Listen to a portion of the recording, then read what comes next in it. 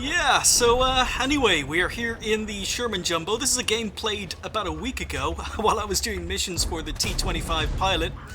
And I've ended up in my Sherman Jumbo Tier 6, Tier 8 game, and something's about to happen in this snapshot that has never ever happened to me before.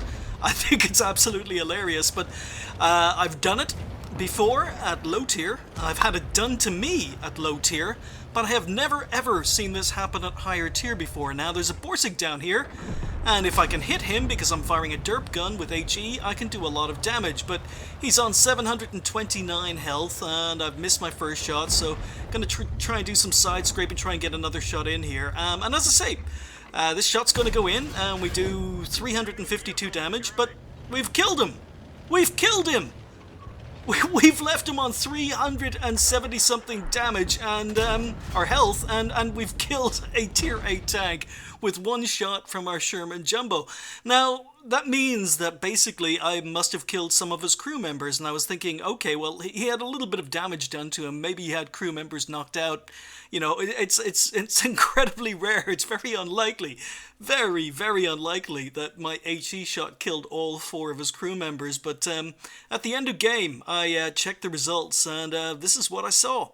Yeah, it was a defeat, unfortunately, but yeah, took this screenshot from the end of the game. I only managed to kill one tank, that Borsig, but I hit him.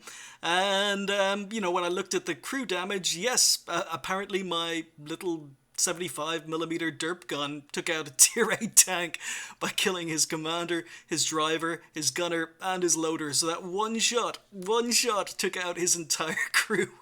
And I've never, ever seen that happen in a higher tier game. I mean, I've had multiple crew members knocked out, but not all of them. But yeah, there we go. Sherman Jumbo, OP.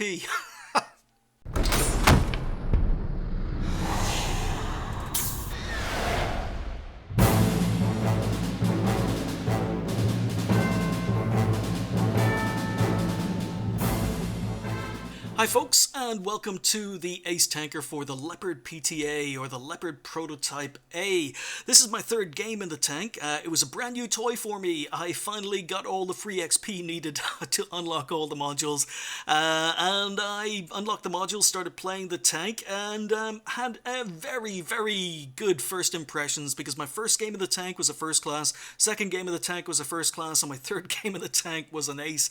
So very, very good first impression from the Leopard PTA. Now, since these games, I've played it quite a lot because I'm currently grinding it, and I've started to notice more issues with the tank. Now, while I still enjoy the Leopard PTA and I think it's a very, very good tank, I maybe don't have as much enthusiasm for it as I had when I first started driving it. But anyway, Germany began the Leopard project in 1956 as a direct answer to the new T-54, T-55, T-55A tanks being developed by the Warsaw Pact.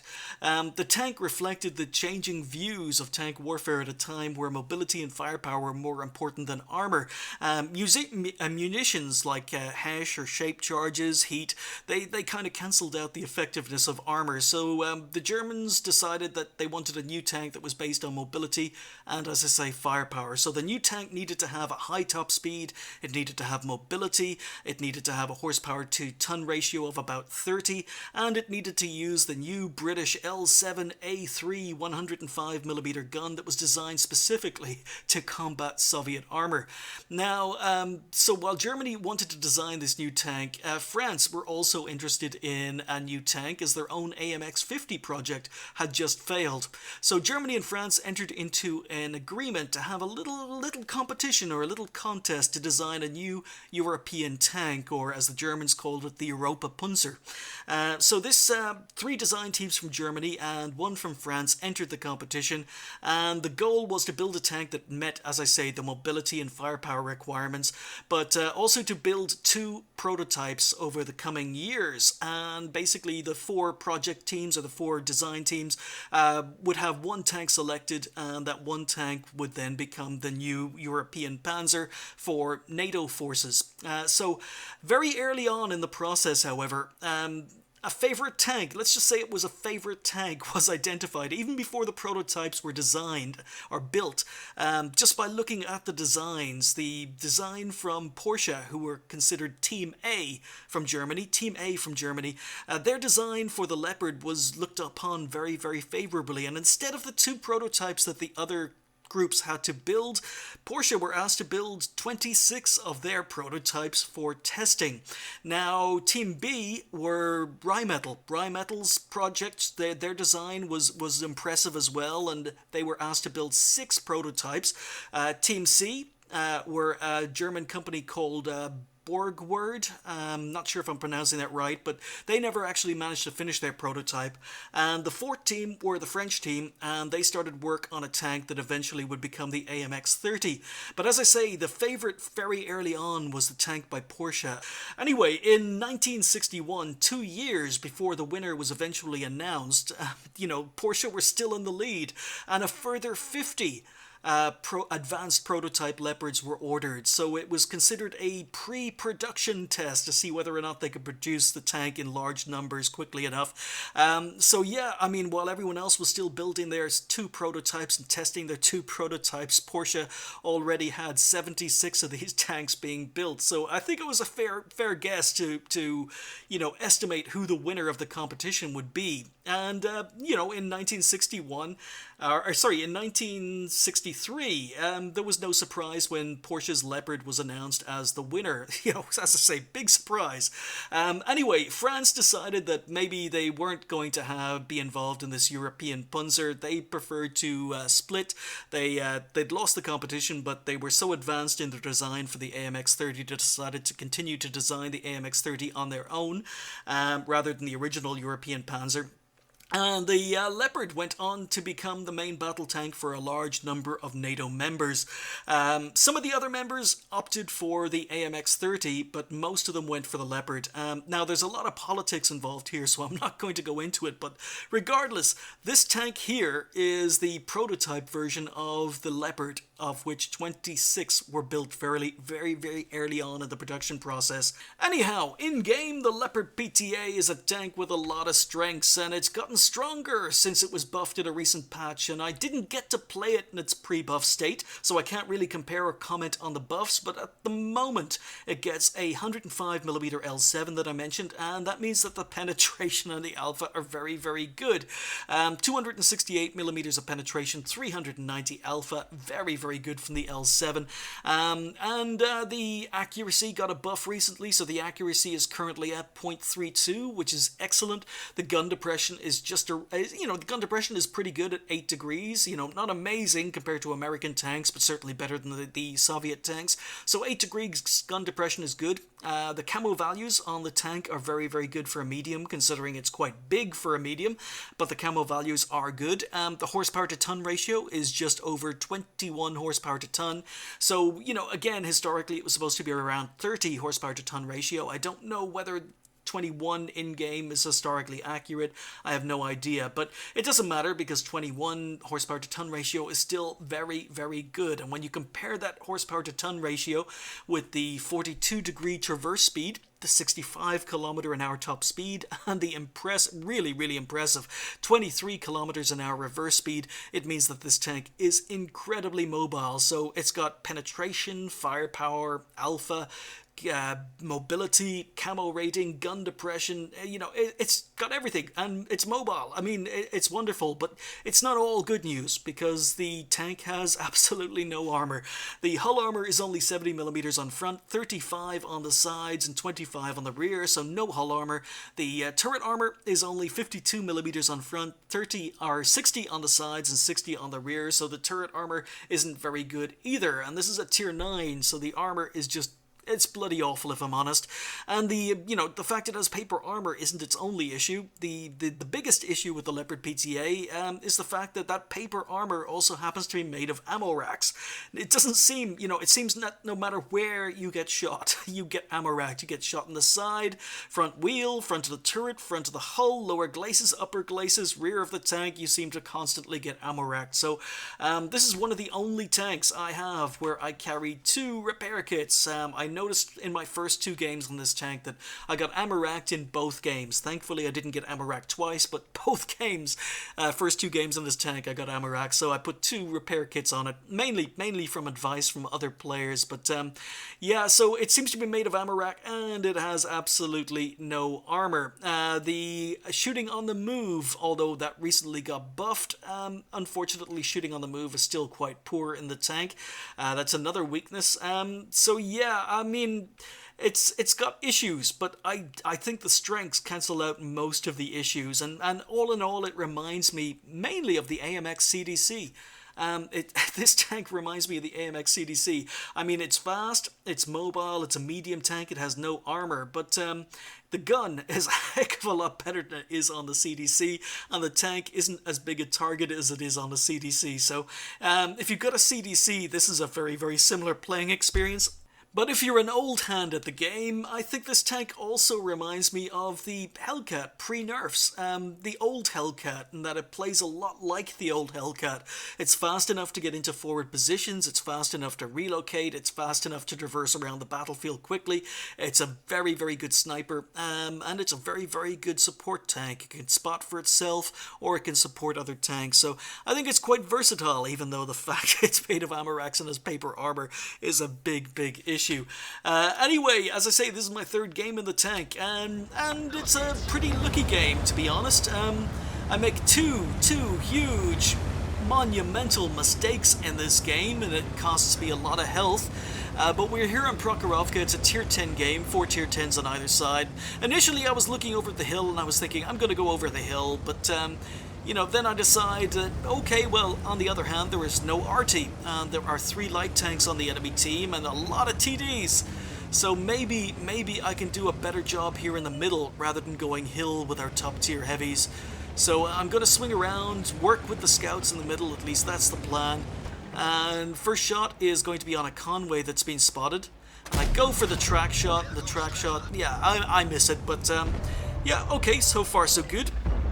T-62A, and he gets into cover before I can get a shot in, but he's going to be a pain in the butt. He's going to come back to haunt me.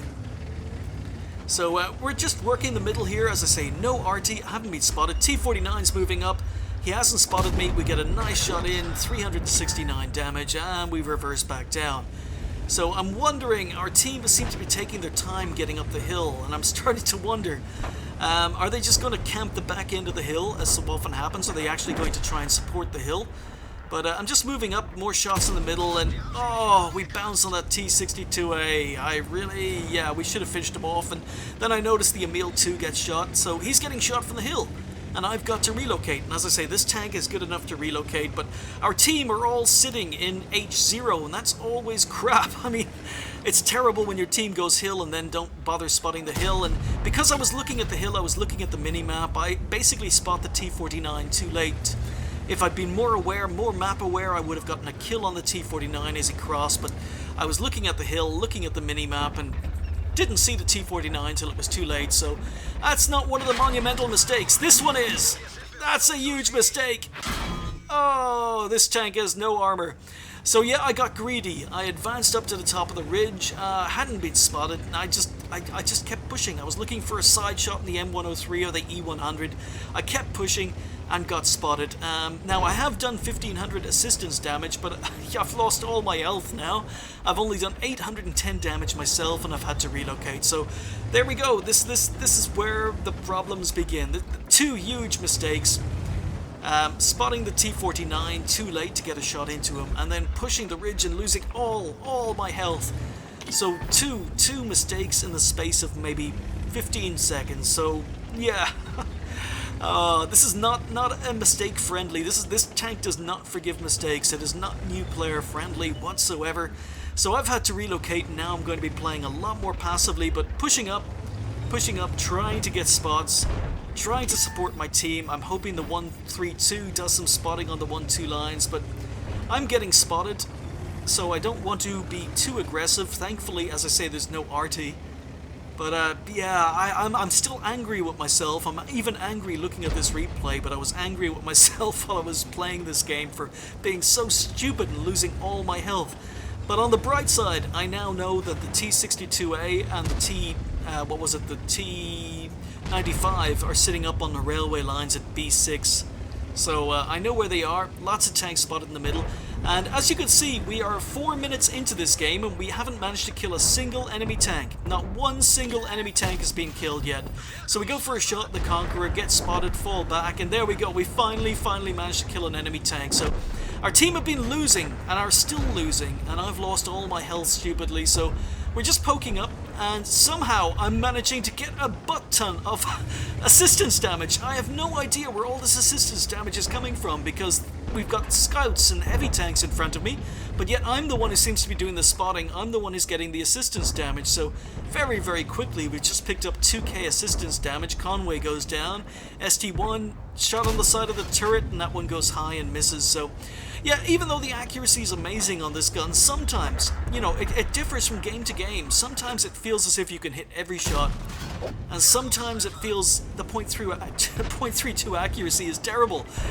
It seems to miss everything, but as I say, the tank is not amazing at snapshotting, it's not amazing at taking shots before it's fully aimed, and it's not amazing at shooting on the move, but it's good enough. I mean, we get a beautiful shot into the ST1. So we're still losing. I mean, even though I've been playing passively and we've been doing damage, I'm still losing. So again, just want to poke, and again that bloody T49 crosses before I can get a shot in. I really wish I'd been able to kill him earlier and hadn't made that mistake, hadn't spotted him, hadn't been focused on the mini-map and looking up the hill. I would have been able to kill him, but anyway, he's still spotting the middle ridge. 120 is down here, M103 is down here, and as I say, our team are still losing and I need to be quite passive, but bloody T49! That was an old man reaction shot. I should have led the shot better, so there's another mistake by me. And this game, believe it or not, is an ace tanker because of the assistance damage. It's not an ace tanker because of the damage I do myself. And it was quite lucky. It was kind of when this ace popped up, I went, really? Because the Leopard PTA is a tank that a lot of people seem to play very well, and I was quite surprised I picked up the ace for this game. But as I say, I'm not complaining, I'm still on the grind. I'm sure I'll pick up another couple before I'm done, so we might see the tank on the channel again. But move up, and the shot goes into the ground. So I mean, sometimes this gun acts as if it is .32 accuracy, and sometimes it's almost as if it is .38 accuracy. I don't know, but we do get another bloody shot into the ground. Oh dear, side of an M103 and a snapshot, it goes into the ground. I get spotted, fall back, and I need to play incredibly passively at the moment. I don't have armor, don't have hit points anymore, and there's a lot of dangerous TDs on the enemy team. That Grill 15 still hasn't been spotted. That Object 268 still hasn't been spotted, and both those tanks can one-hit kill me, so usually TDs are going to be sitting down on the 1-2 lines, and I don't want to risk my life. So we're just poking up, and we've lost all our scouts in the middle. There's just an STRV 103 over here, and I decide maybe I'll risk it. That M103 is still spotting middle. That AMX 1390 was last spotted middle, but let's try and use some bush mechanics. Let's try and move up, use these bushes, see if we can advance and spot anything for the STRV. Or maybe get side shots into the M103 or find the AMX 30, and there we go, ST1, and I'm not shooting, letting someone else shoot. I spot him, get more assistance damage, and now there's the M103. So side shot, take out the M103, and I'm reversing back down into cover using my 23 kilometers an hour reverse speed, but somehow I don't get spotted, and that makes me a little bit maybe risky. It makes me feel a little bit risky. Oh, bugger. Okay, yeah, because I didn't get spotted after killing the M103, I figured that there was no one else down on the 1-2 lines, but it gets spotted, some evasive maneuvers, and somehow I don't get shot. Somehow, nothing takes a shot at me, but I know now that the Grill 15 and the Object 268 are probably on the 1-2 line, so I'm not advancing. I'm definitely not advancing. I'm going to relocate, and as I say, one of the nice things about this tank is you can relocate, get from one side of the map to the other. You can support your team, and we're going to see if we can get some shots of the 111 here. Not much to shoot at, just his turret. Oh, come on. Our team are advancing. It looks like our team are doing very well on the other flank, so get a nice shot into the 111 to get a little bit more damage done. He reverses down the hill into cover. And now an AMX-30 has popped up in the middle, so I know that the T-95 was last spotted on the railway lines. That's where he shot me from. I've just spotted him. There we go, we've just spotted him. So we're going to swing around, see if we can get a shot at the T-95. See if we can get some more assistance damage. Oh, he's gone invisible, so we fire one. And we get a little bit more assistance damage. It looks as if that maybe E100 is firing HE, but... Oh, okay, now our STRV-103 is in trouble. And I've got a choice. AMX 1390 moving in on the STRV, or I can shoot the T-95, and I figure... I'm gonna help this STRV because he's been over there all by himself for pretty much the entire game. And as I say, shooting on the move, this tank did get buffed regarding shooting on the move, but it's still not good, and that shot went a mile wide. So yeah, shooting on the move, not a strength of this tank, but we're moving in.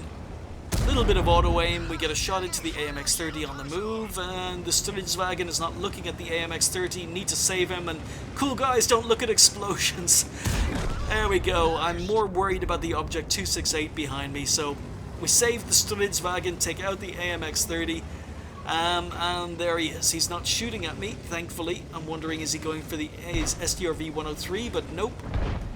We do get some more assistance damage. Oh, we get lots of assistance damage from the Object 268. So, Grill 15 has now been spotted on the other side of the map, so that's a relief. It's just the Object over here, so just moving forward, spotting him, he spots me, staying in cover, just checking to see whether he's aiming at me, and he gets taken out. So, Grill 15 is only on 400 health, and wondering whether or not I can get anything else, but the Batchat AP is moving in, so I figure I'm going to turn around and go for some sneaky cap points. And yeah, Batchat takes out the Grill 15, so there we go. I thought it was a fairly average game.